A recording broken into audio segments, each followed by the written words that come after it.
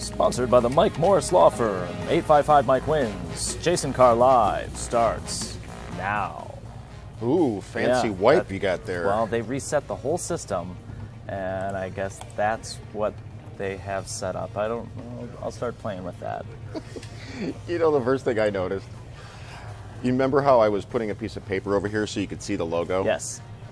I am not surprised that has been... That has been changed. That has been addressed. Need to lower it a little. Although that was...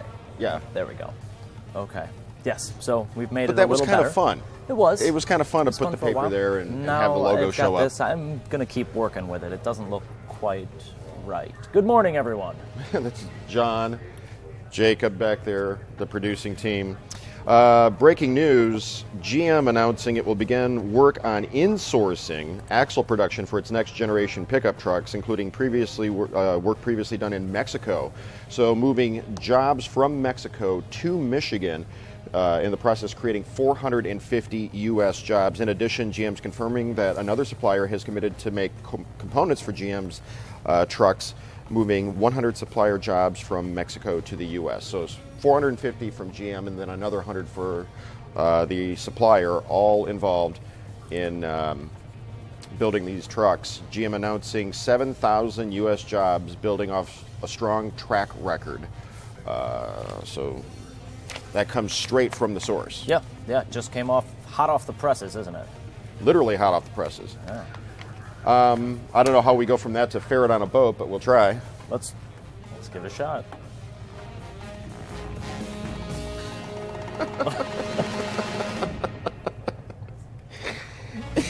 It's as amazing as it sounds. Oh, is that it? That's all there is? That's the whole thing. But what it reminded me of was this, and it's very rich and compelling.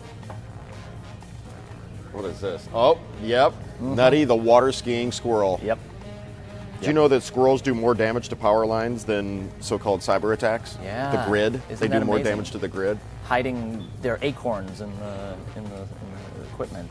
Maybe if the squirrels spent more time water skiing. Yes. And less time damaging the grid, we wouldn't have anything to worry about. Well, and what I'd like to see is the ferret pulling the squirrel with the boat. That'd be golden. Yeah.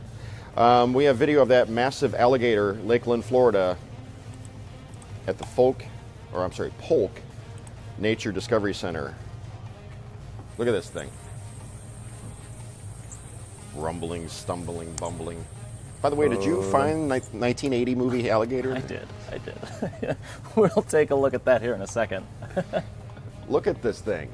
I like how people are just like snapping photos and just la-di-da. Yeah, I wouldn't be anywhere near that thing, but it looks slow. Looks like he's barely moving. Yeah, until he breaks into a full sprint and chops you in two. Yeah. Please, why would you even be near that thing? I don't know, but let's take a look at the trailer from the 1980 classic.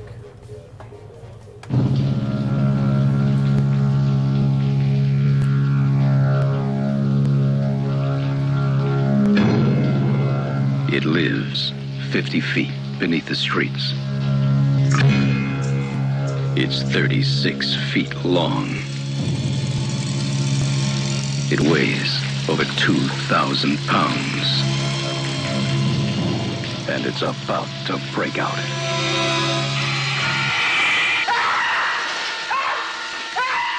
You're looking at the one who saw it.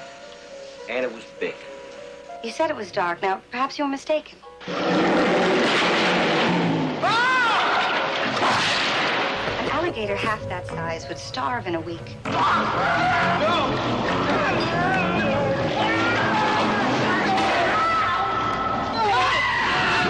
He kept coming up with some garbage about alligators in the sewers. Alligators in the sewers?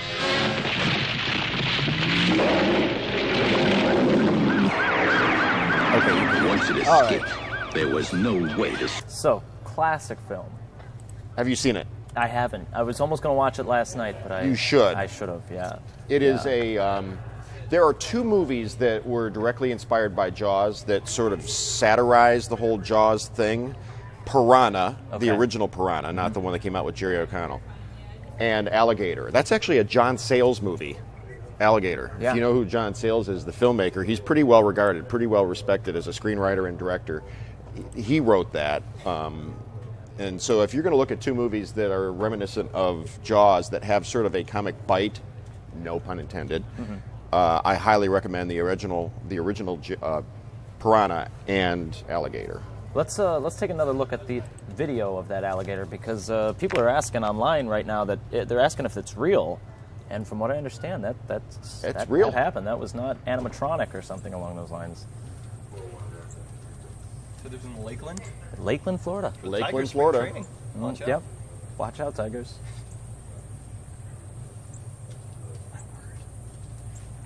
Wow. What's going on back here? You can't make up your mind between the Lions and the Red Wings. You've got gear on from... Hey, it's all just right. At least I'm not wearing some random city. I got a courtesy laugh from down the hall. All So, right, let's go on to the ghost. the ghost. Yes, let's go on to the You believe in ghost. ghosts, Nick? No. He says without even breaking stride. Just no. I'm so afraid of walking past. Photos taken the night of a full moon in quick succession have terrified people, and a number of ghost theories have developed. The first shot appears to show an empty lawn on a full moon, while the second photo shows the same exact scene but includes a small, ghoulish figure running across the grass, casting a shadow on the ground. Yeah, so let's take a look at this. This is, nope, that's the wrong Knock ghost. it off. Not that ghost. This was the photo that was first taken, and here's the second. So I've got a zoomed in image. There's the first Okay, one. so let's take a... Okay, so that's the photo. What is that? Yeah, what is that? Sonny, you believe in ghosts? do you Long, think? thoughtful pause, furrowed brow. Spirits. Would you consider spirits a ghost? Spirits, what's the difference? Well, what is this here? We got two photos taken quick succession. There's the first one, and that one appeared in the second. TV's Ken. Is he over there?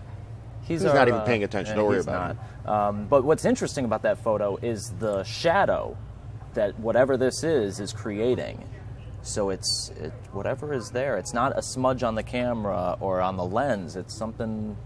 Still with furrowed brow, Sonny, photojournalist, says what? If I woke up in the middle of the night, looked out my window, and all of a sudden I saw that image, I would be a little disturbed. You'd be freaked. Yeah, oh yeah, no question about it. What about There people it is. online? What do you think? You know, tell us here in the comments. What would you say?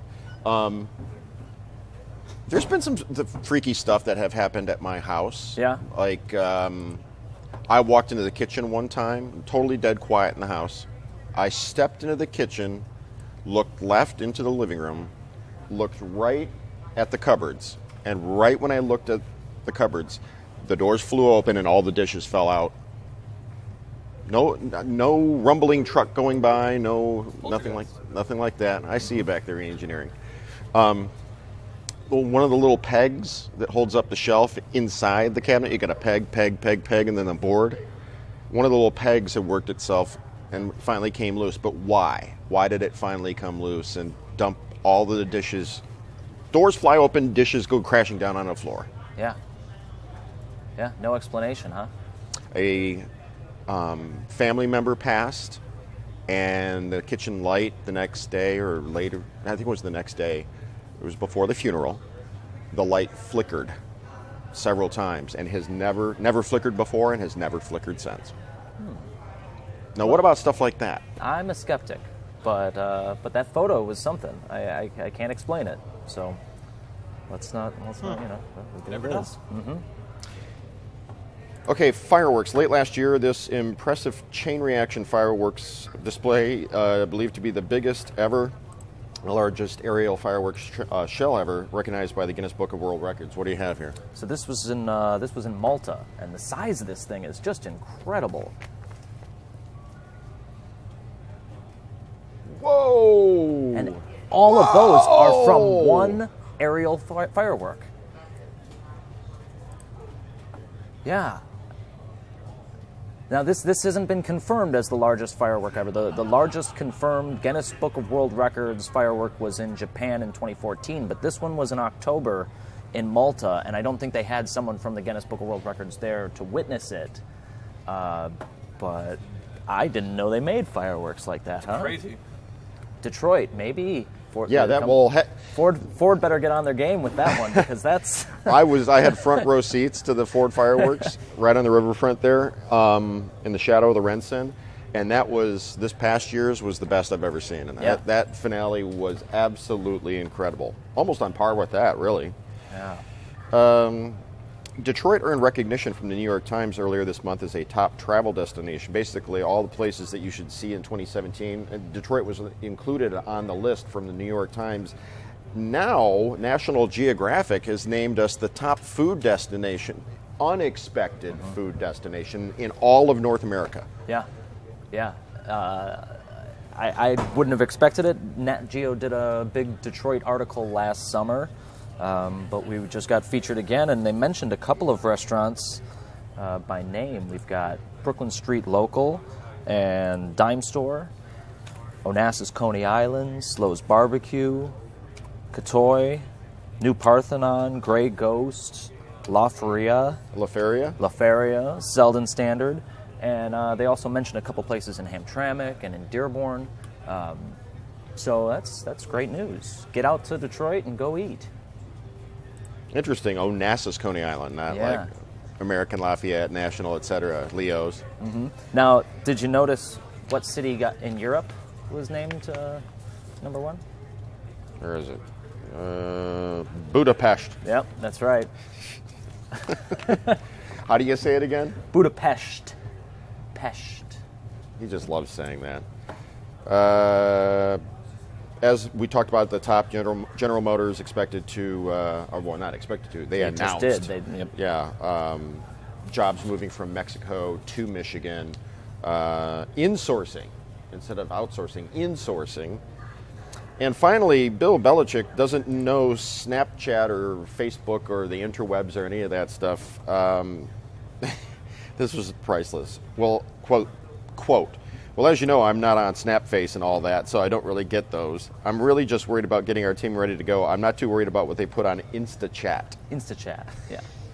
Is he trolling us all? Does he really? Or he's got to know. It's a poor attempt at humor. He had an interview last year, too, where he called it Snapface. Like, I think at first he didn't know, but now I think he just kind of plays it up a little bit. Sure. Yeah. Because he's kind of like that. Oh, yeah. Now, Paula Cooper's asking if she missed the ferret on the boat. I will play it at the end of the show. So you didn't miss it. All right, let's take a look at the ferret on the boat. Okay.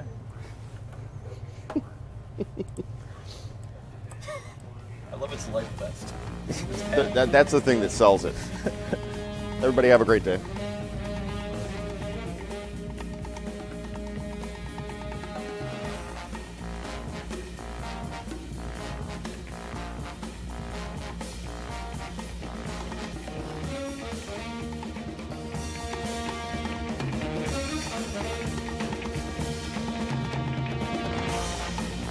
Jason Carr Live was brought to you by Mike Morris Law Firm, 855 Mike Wins.